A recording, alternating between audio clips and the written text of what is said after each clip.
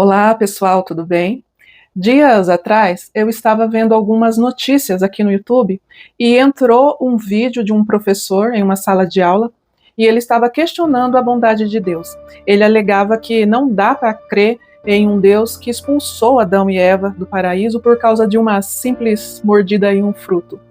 Que um Deus tão radical assim não pode ser um Deus de bondade, conforme muitos cristãos afirmam, e que por essas e outras razões é que a Bíblia não é confiável, segundo a opinião dele, e que Deus não faz nenhum sentido. E foi então que eu pensei, vou gravar um vídeo rebatendo esses argumentos e mostrar para as pessoas que a expulsão de Adão e Eva do paraíso foi um ato de amor por parte de Deus, e eu vou te provar a partir de agora.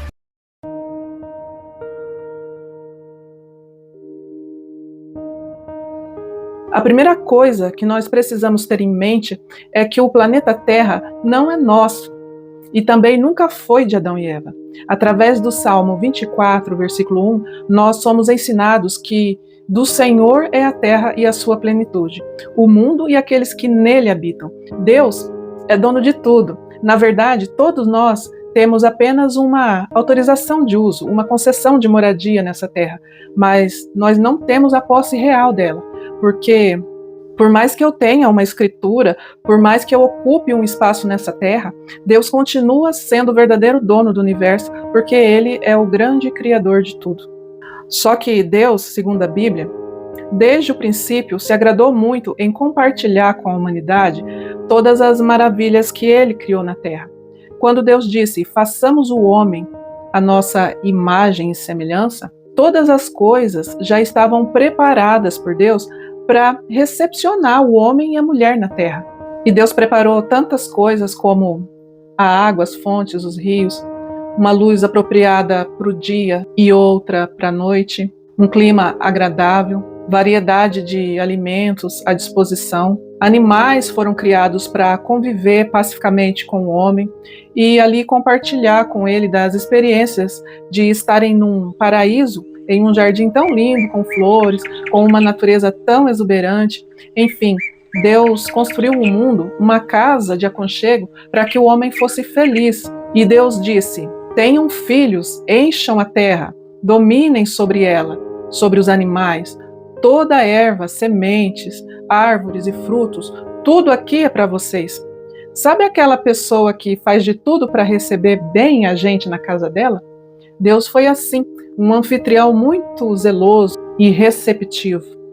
E a única objeção feita por Deus ao homem foi a seguinte: de toda a árvore do jardim você comerá livremente, mas da árvore do conhecimento do bem e do mal, dela não comerás, porque no dia em que dela você comer, certamente você morrerá. E todos os dias, ao entardecer, Deus vinha conversar com Adão e Eva e instruí-los acerca de muitos assuntos, mas como todo mundo já sabe, Eva desobedeceu às regras, dando ouvidos às sugestões da serpente, da antiga serpente que é Satanás. Então Eva comeu o fruto proibido e depois ela convenceu Adão a comer também.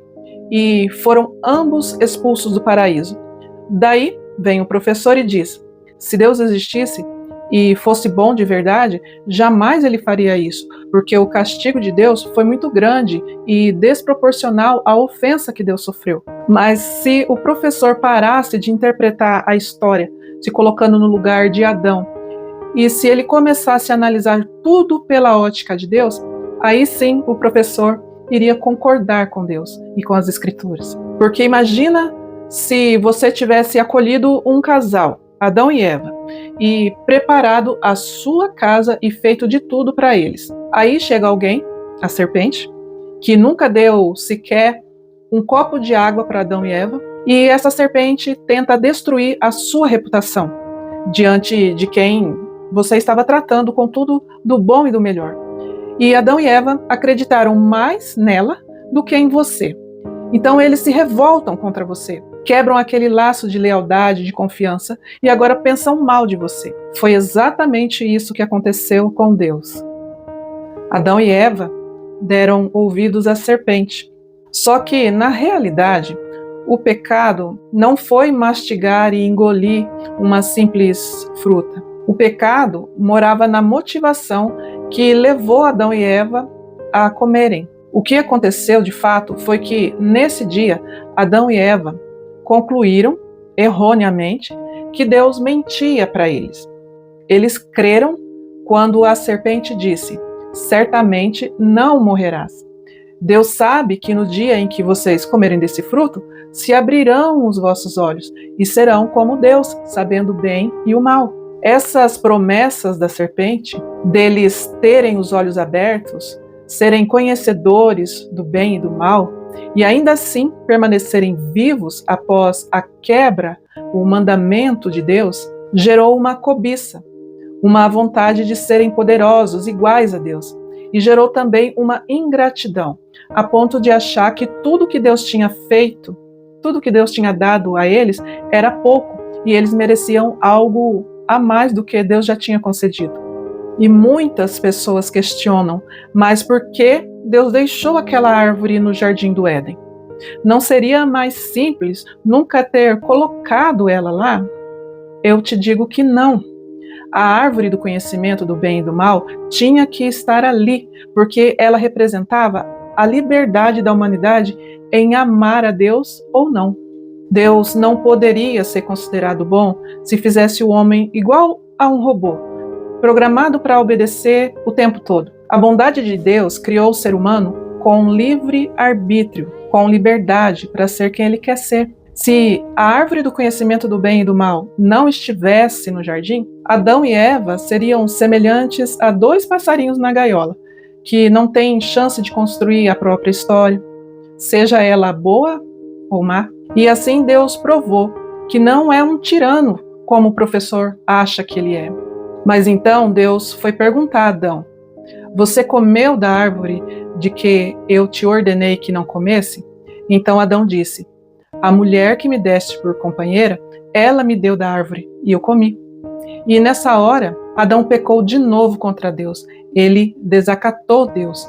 Ele quis dizer que a culpa do ocorrido foi do próprio Deus por ter dado aquela mulher a ele. Então Deus disse à mulher: por que você fez isso?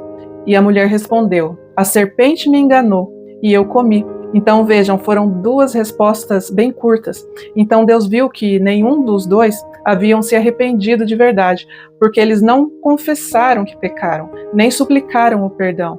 A única atitude que eles tiveram foi colocar a culpa uns nos outros, com a intenção de não assumir a responsabilidade. E assim, eles demonstraram estar num processo de ruptura, de separação com Deus. Porque quando você quer reconquistar a confiança de alguém e reconhece que errou com uma pessoa que você quer ter por perto, você implora o perdão, você chora, o seu coração se parte. Mas isso não foi o que ocorreu com Adão e Eva. O pecado estava habitando neles e foi gerando morte física e espiritual gradativamente. O pecado gera morte, porque Deus é a única fonte verdadeira de vida e de santidade.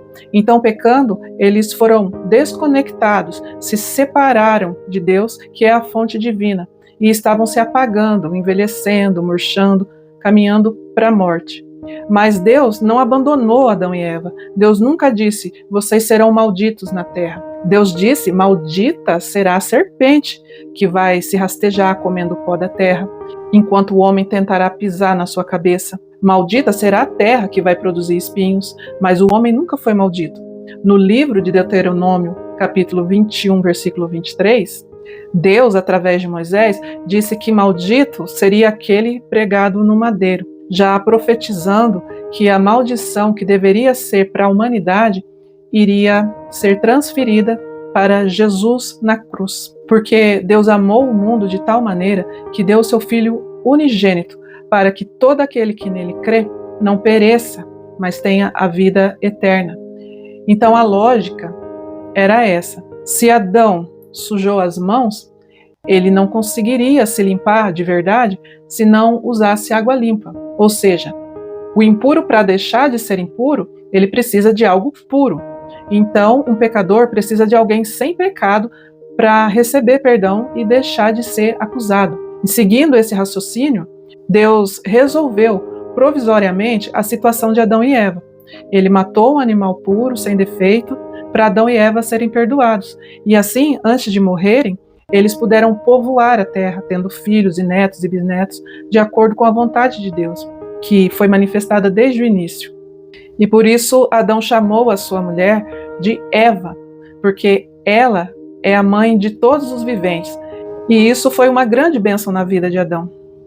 Mas a morte dos animais não era suficiente, porque o ser humano, uma hora ou outra, sempre volta a pecar. Então, para nos libertarmos do pecado, é preciso recebermos um outro corpo, que a Bíblia chama de corpo incorruptível. E nós também precisamos ter uma mente renovada em Cristo. Foi então que Deus enviou Jesus, um descendente de Eva, para fazer uma nova e eterna aliança com a humanidade, que consiste em Jesus se entregar na cruz em sacrifício aceitável a Deus, para salvar todos os que creem. Aquele que não tinha pecado era o único que poderia nos libertar totalmente do poder do pecado. E então, morrendo na cruz por nós e vencendo a morte e ressuscitando ao terceiro dia, ele conquistou o direito de nos fazer ressuscitar também, para termos um corpo glorificado e eterno, como é o dele. E voltando para Adão e Eva, expulsá-los do jardim era a solução para aquele momento. E essa expulsão, acima de tudo, também foi um ato de amor de Deus, que já você vai entender melhor. Ocorre que, no meio do jardim do Éden, Deus também colocou uma árvore chamada Árvore da Vida. Quem optasse por comer do seu fruto teria vida eterna. E no princípio, Deus deu permissão para comer de todos os frutos do jardim, até mesmo dessa árvore da vida. Mas Adão e Eva se interessaram pela outra, a árvore do conhecimento do bem e do mal, que gerava morte para a humanidade e também fazia eles conhecer o mal e todos os tipos de sofrimento. Então, após o pecado, o acesso à árvore da vida deveria ser negado. Deus coloca querubins para impedir Adão e Eva de provarem do fruto da árvore da vida, porque certamente eles iriam tentar, visando o benefício da imortalidade. Só que, se eles comessem o fruto da árvore da vida sem o arrependimento dos seus pecados, aí eles iriam continuar pecando eternamente. E eles estariam presos a um corpo imortal, mas com uma alma corrompida. Então, eles se sentiriam deuses, eles iriam acumular tormentos para eles mesmos. E a cada dia se tornariam mais cruéis. E eles teriam imortalidade, mas não seriam poupados das dores e dos sofrimentos eternos, e nunca teriam descanso nem salvação, vivendo numa terra que Deus já havia dito que era maldita. E foi a partir de então que a eternidade não seria mais uma conquista própria do ser humano, mas ele teria necessidade de um Salvador para obter a vida eterna. Ele iria sofrer, mas através do sofrimento, ele poderia aprender a adorar a Deus para aprender a ser santo como Deus é santo. Não obtendo a imortalidade do corpo, Adão e Eva tiveram a chance de voltarem a ser humildes, a entender a gravidade dos seus erros e, percebendo os seus cabelos embranquecendo, as suas forças se esvaindo, eles puderam refletir o quanto eles precisavam mudar de comportamento e se voltar para Deus. E hoje, a árvore da vida está na posse de Jesus, que convida a humanidade a lutar contra o pecado, se abstendo do mal e até da aparência do mal. A todos que desejam a eternidade, Jesus diz: ao que vencer, dar-lhe-ei a comer da árvore da vida que está no meio do paraíso de Deus. Bem-aventurados aqueles que guardam os meus mandamentos, para que tenham direito à árvore da vida e possam entrar na cidade pelas portas. Portanto, é Jesus quem vai consertar de uma vez por todas o erro de Adão. É Jesus quem nos fará habitar com ele no paraíso novamente, numa nova terra. Porque se por um homem chamado Adão a morte nos alcançou, também por meio de Jesus, que se fez homem e se ofereceu em sacrifício na cruz, a vida eterna nos será dada por ele. E voltando a falar sobre o professor, ainda que ele seja muito inteligente, ainda que ele tenha um QI de 250, de 300, ele pode ter zero de discernimento espiritual. Quem não crê nas Escrituras é apenas um tipo de pessoa que o apóstolo Paulo chama de homem natural. Na primeira carta aos Coríntios, no capítulo 2, no versículo 14 ao 16, Paulo disse assim: Ora, o homem natural não compreende as coisas do Espírito de Deus, porque lhe parecem loucura, e não pode entendê-las, porque elas se discernem espiritualmente. Mas o que é espiritual discerne bem tudo, e ele de ninguém é discernido, porque quem conheceu a mente do Senhor para que possa instruí-lo? Mas nós temos a mente de Cristo. Então, para concluir essa mensagem, eu desejo que Deus nos conceda uma mente como a mente de Cristo, para que a cada dia nós possamos compreender mais e mais as Escrituras, para não nos deixarmos influenciar pelas serpentes da atualidade que andam falando por aí, só para despertar em nós uma dúvida, uma incredulidade, que possamos confiar em Deus, no Deus que nos criou, que nos ama, nos perdoa, nos salva e tem planos maravilhosos e eternos para a nossa vida.